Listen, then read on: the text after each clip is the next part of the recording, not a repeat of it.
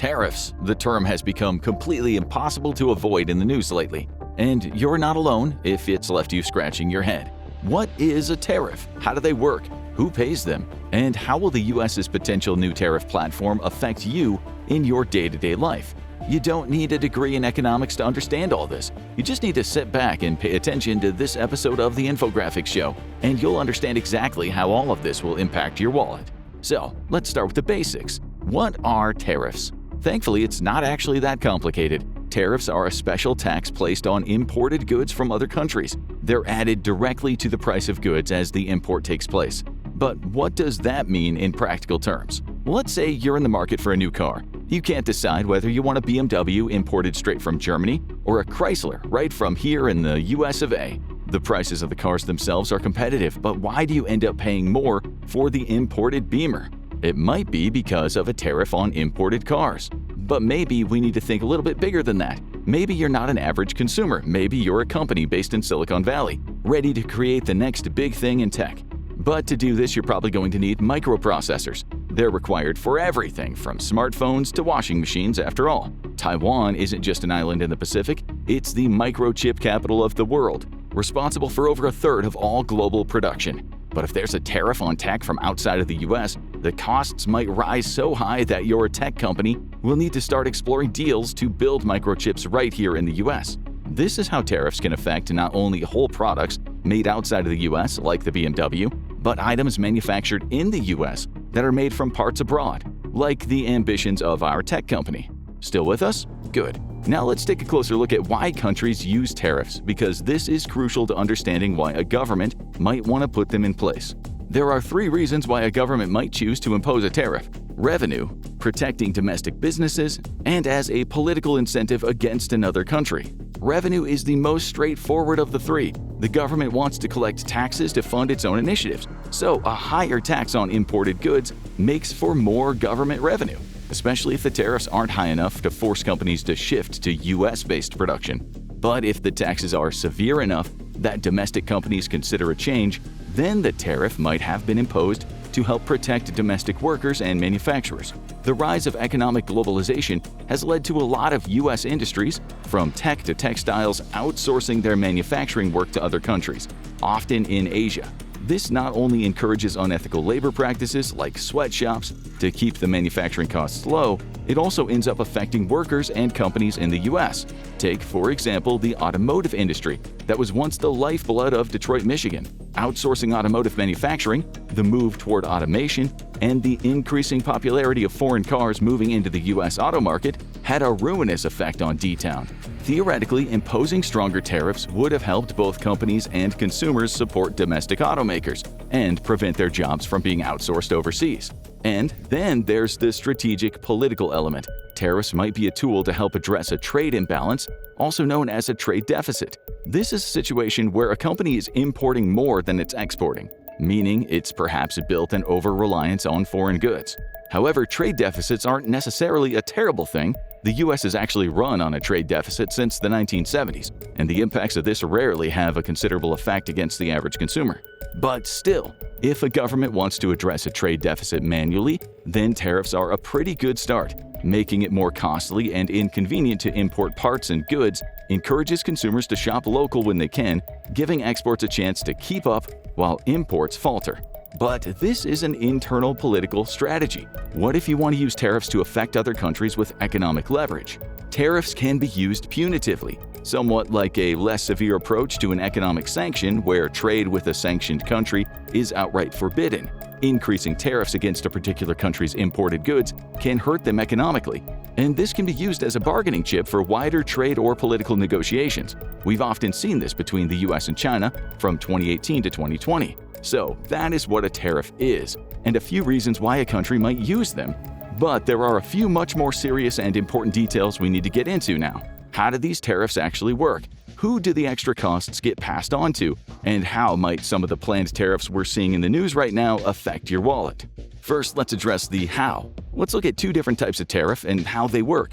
Type number 1 are specific tariffs. This is a fixed extra fee applied to an import, which will stay the same regardless of how much that import costs. Let's return to your BMW you were thinking about importing. If the government imposes a $2,000 specific tariff on auto products from Germany, you'll be paying $2,000 whether you're buying a $40,000 BMW X1 xDrive 28i SUV or a $120,000 BMW M850i.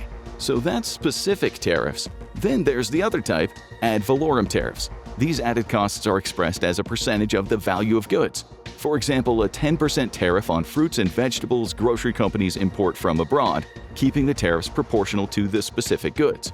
At first glance, tariffs might seem like a win-win. They protect local jobs and reduce dependence on foreign economies. But the reality is, tariffs can have a hidden side. Despite their good intentions, they often come with unintended consequences that can ripple through industries, raising costs and impacting consumers in ways we don't always expect. One of these consequences is making domestic industries worse. Without the competition of international trade keeping them on their toes, domestic companies might become an oligopoly, less accountable to the demands of their customers. After all, it's not like they can just go shop somewhere else.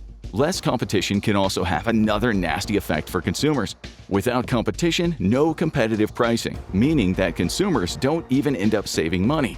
On an international scale, like any political strategy, tariffs as a means to exert economic leverage on other countries could backfire.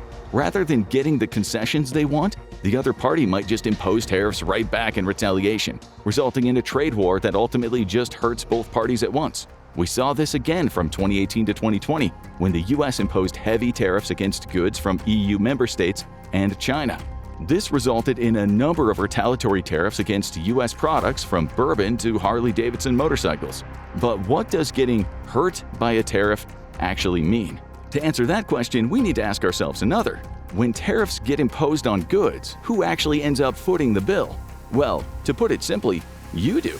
That's right. It's a huge oversight to think that the country exporting goods ends up paying extra. The purpose of tariffs is to make foreign goods more expensive for you, the consumer. It's a way to disincentivize you from buying those foreign goods and instead shopping domestically. Now, this sounds like a pretty simple plan in an ideal world, but a quick look out your window and at your bank account reveals none of us live in an ideal world. Lower-income consumers are often the ones most impacted by tariffs. They're already working with more limited options for where they can shop for basic necessities, including everything from food to bottled water to toilet paper. If the more affordable foreign goods end up being made more expensive by tariffs, people without much money to spare will end up paying more either way. You might think that small businesses would benefit from a rise in tariffs compared to huge multinational companies that heavily invested in international manufacturing. Well, the truth isn't actually that simple. In our modern globalized economy, small businesses may just be as likely to benefit from imported goods and parts. Without the same resources as their larger counterparts, a sudden rise in tariffs might throw their business into disarray. Tariffs might sound simple in theory, but in practice, the gap between their intended benefits and the actual impact can be significant. We've already discussed the theory at length here, but let's take a look at the practice for consumers and businesses. For consumers, a sudden spike in the price of imported goods can feel like inflation with no escape. In regions of the US that are heavily reliant on these imports, they're often left footing the bill if domestic alternatives aren't already available. Without the infrastructure to support replacements, many are simply forced to absorb these higher costs. And what about the businesses that need to acclimate to a high-tariff world? They're left with only three options. The first is to carry on as normal and simply swallow the costs. This is inconvenient but doable for larger companies and potentially ruinous for smaller ones. The second option is to increase prices in order to maintain profit. This obviously doesn't benefit the consumer either, because they end up swallowing the costs. The third option is to uproot their current business practices and try to find a domestic supplier, which will be both complicated and time-consuming. This brings us all the way back to the most important question of all. How will the proposed new US tariffs affect the consumer? As we mentioned earlier, the United States has run on a trade deficit since the 1970s. It's a country that relies heavily on imported goods. In fact, in 2023, the US actually imported $3,100 billion worth of goods. This made up around 11% of the country's gross domestic product. That same year, tariffs brought in the government revenue of $80 billion, which accounted for only about 2% of their overall tax revenue. The most popular imported goods include crude petroleum, cars, broadcasting equipment, computers, packaged medicaments, motor vehicle parts, and accessories. There's also refined petroleum, vaccines, blood, anti-sera, office machine parts, and integrated circuits, all things that the U.S. would benefit from reliable access to. The planned tariffs range from a 20% ad valorem tax on general imported goods, a 60% tariff on Chinese goods, and even a 200% tariff on foreign autos. So, you can kiss that BMW goodbye, unless you're willing to pay twice its price on the tariff alone. In the interest of fairness, one possible outcome of these tariffs is a boost to domestic production. And if the foreign exporters are desperate enough to keep customers in the United States, they could lower their prices significantly to offset the potential price hike from the imports. However, while this isn't impossible, it is highly unlikely based on tariff precedents. Between 2018 and 2020, when tariffs were hiked across the board, studies into the matter have shown that the costs were ultimately passed on to the consumers rather than improving the life of the average American. Will things be different now? Well, the University of Chicago asked a panel of economists whether they agreed with this statement. Imposing tariffs results in a substantial portion of the tariffs being borne by consumers of the country that enacts the tariffs through price increases. 98% of them agreed.